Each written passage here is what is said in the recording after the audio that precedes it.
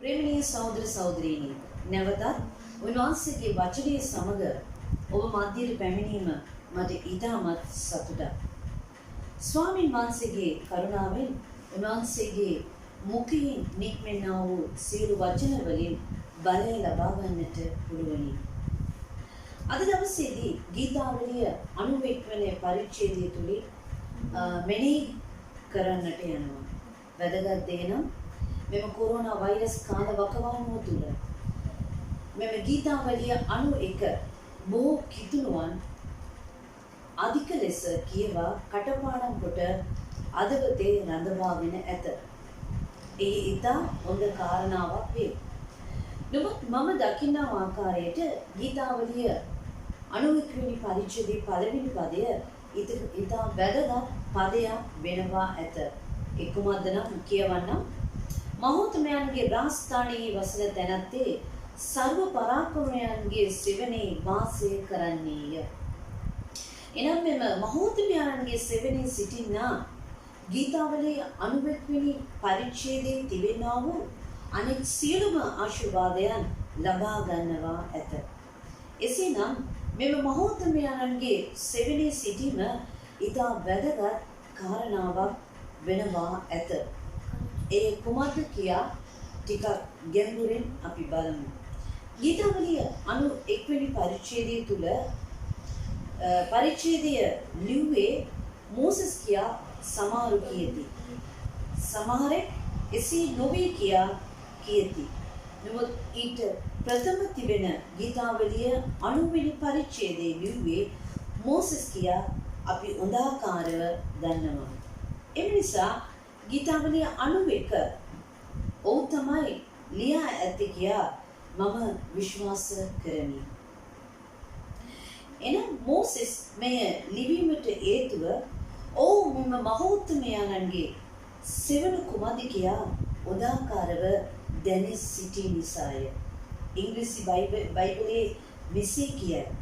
He that dwell in the secret place කියා. මහෝත්තමයන්ගේ සෙවණ කියනා වචනය ඉංග්‍රීසියෙන් කියනවා නම් secret place කියනු ලබයි. එසේනම් මෙම රාජ වාසස්ථානය කුමක්ද? මෙම රාජ ස්ථානයට අපි ආවොත් උන්වහන්සේගේ සර්ව පරාක්‍රමයන්ගේ සෙවණේ අපට සිටින්නට පුළුවනි. ඇයිද නම් උන්වහන්සේගේ සෙවණ එම ස්ථානයට වැටෙනවා ඇත.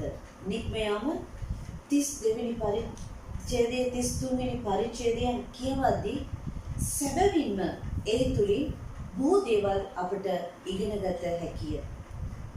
එනමුත් එක දෙයක් පමණක් මම අද ඔබත් සමග බෙදා ගැනීමට කැමැති වෙමි.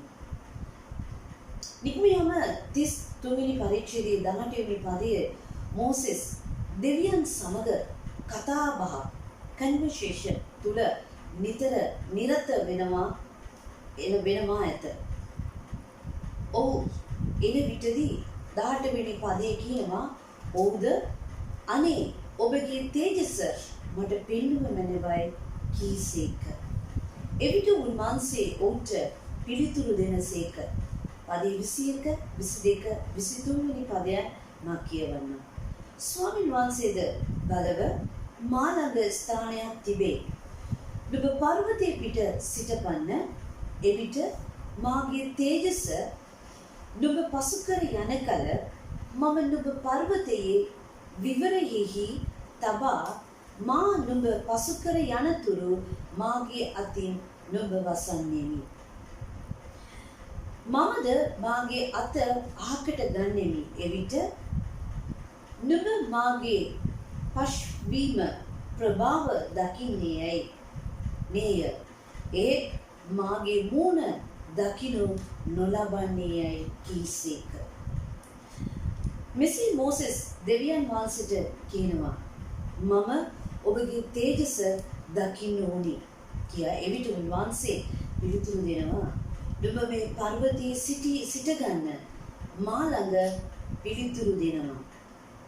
පර්වතයේ සිටගන්න මා ළඟ පිළිතුරු දෙනවා. නුඹ මේ පර්වතයේ සිටගන්න මා ළඟ ස්ථානයක් ඇත. එම ස්ථානයේ ගැන තමයි අපි අද මෙනෙහි කරන්නට යන්නේ. එම ස්ථානයේ තමයි රහස්ථානය. එය මහෝත්තම යානන් වහන්සේගේ සෙවණ වේ. උන්වහන්සේ කියනවා නුඹ මේ පර්වතයේ සිටින්න මම නුඹව පර්වත විවරයේ තබන්නෙමි. හලෙලූයා.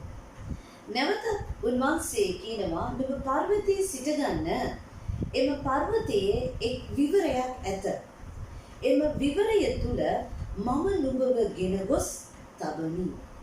22 වෙනි පදයේ උන්වහන්සේ එම දෙයට මෙසේ කියනසේක මම නුඹව අරගෙන එම පර්වත විවරයේ තබමි. මම නුඹව අරගෙන එම පර්වත විවරයේ තබමි. ඉන්පසු මාගේ අතින් නුඹ වසන්නේමි. ප්‍රේමවන්ත සහෝදර සහෝදරියනි, ස්වාමී යේසුස් ක්‍රිස්තුස් වහන්සේ කුරුසියේ එල්ලෙන විටදී දෙවියන් වහන්සේගේ හදවතට විවරයක් ඇති විය. ආමේන්. යේසුස් වහන්සේ කුරුසියේ ලේ වැගිර එල්ලෙන විටදී දෙවියන් වහන්සේගේ හදවතේ විවරයක් ඇති විය. දෙවියන් වහන්සේ කියනසේක එම විවරය තුල මා නුඹව තබමි. එම විවරය තුල මා නුඹව තබමි. ඒ ස්ථානය තමයි රාජස්ථානය වන්නේ. ඒ තුල තමයි නුඹට ආරක්ෂාව තිබෙන්නේ. ඒ තුල තමයි නුඹට සමාදානය ඇත්තේ. ඒ තුල තමයි නුඹට අවශ්‍ය සියලුම ආත්මික ආහාර දෙනු ලබන්නේ. සතුරා ගැනද නුඹ බය වෙන්න අවශ්‍ය නැත. ප්‍රේමවන්ත සහෝදර සහෝදරියනි, කොපමණ ආශ්චර්යමත් දෙයක්ද බලන්න. දෙවියන් වහන්සේ කියනවා නුඹ පර්වත මුදුනේ ඇවිත් සිටගන්න මම නුඹව රැගෙන ගොස් එම විවරයේ තබා මාගේ අතින් නුඹ වසා ගන්නෙමි. හලෙලූයා. ප්‍රේමවන්ත සහෝදර සහෝදරියනි, අද අපි කුරුසියේ ළඟට එන්නේ නම් ඒ අපගේ රාස් වාසස්ථානයක් වන්නේය. ඒ අපගේ ජයග්‍රාහී ස්ථානයක්ද වන්නේය.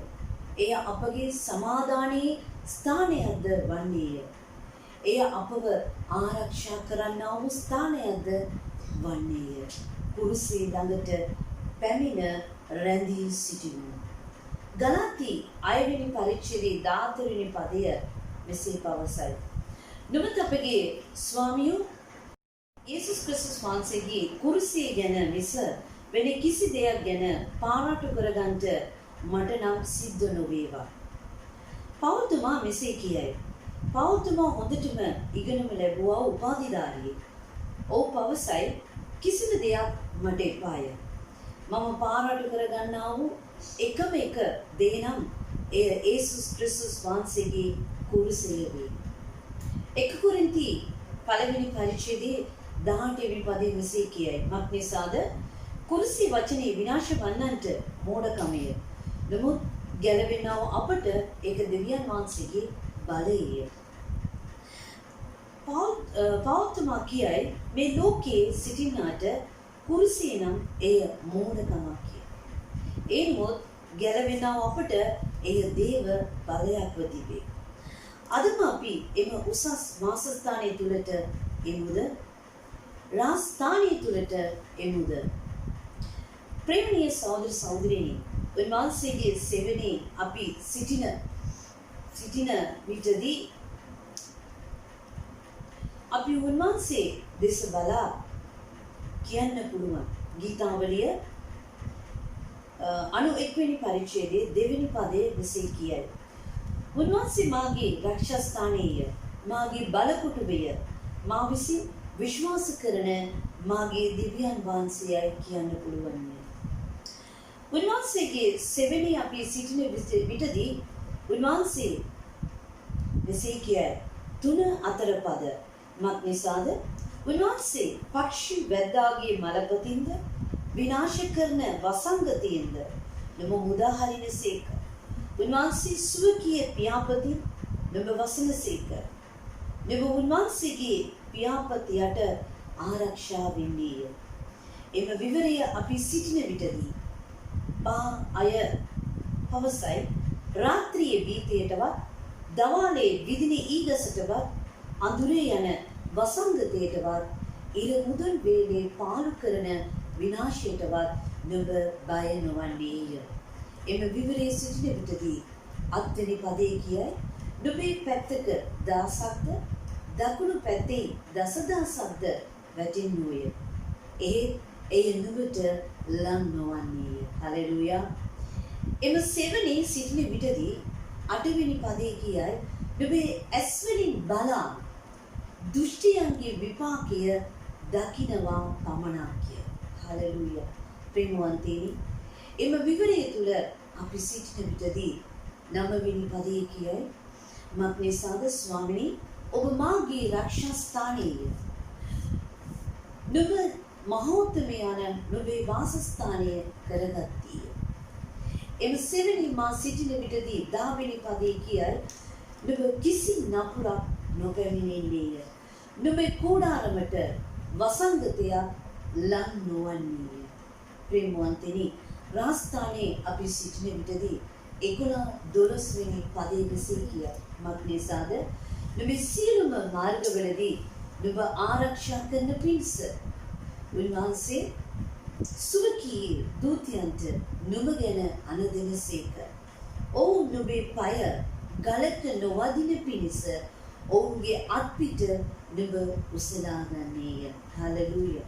උන්වහන්සේගේ රාස්ථානයේ අපි සිටින විටදී 13 වෙනි පදේ කියයි නුඹ සිංහයන් පොළඟත් පාගන්නේය. තරුණ සිංහයන් සර්පයත් පයින් පාගන්නේය. උන්වහන්සේගේ සෙවණේ සිටින නිසා දෙවියන් වහන්සේ කීනසේක. 14-15 වෙනි පදයේ බලමු. ඔව් මා කෙරේ ඇලුම් බැවින් ඔව් මුදා හරිනෙමි. මගේ නාමය දැන සිටින බැවින් ඔව් උසස් කරන්නෙමි. ඔව් මට යාඥා කරන්නේය. මමද උත්තර දෙන්නෙමි. දුකේදී ඔව් සමග සිටින්නෙමි. ඔව් මුදා ගෞරවයට පමුණවන්නේ. හලෙලූයා. ඔබගේ යාඥාවට පිළිතුරු ඕනේද? කුරුසිය ළඟට එන්න. එම විවරය තුලට එන්න. එම සෙවණ තුලට එන්න. එම රක්ෂා ස්ථානීය තුලට එන්න. උන්වහන්සේ දෙස බලා අඬගසන කල්හි උන්වහන්සේ පිළිතුරු දෙනසේක. විපත්ති කාලයේදී අපත් සමගම සිට අපව මුදවා හැර අපව ගෞරවයට පත් කරනසේක. අවසාන වශයෙන් උන්වහන්සේගේ සෙවණේ සිටින විටදී 16 වෙනි පදේ කියයි දීර්ඝායුෂයෙන් ඔව් සෑහීමට පමුණවා මාගේ ගැලවීම ඔවුන්ට දක්වන්නෙමි.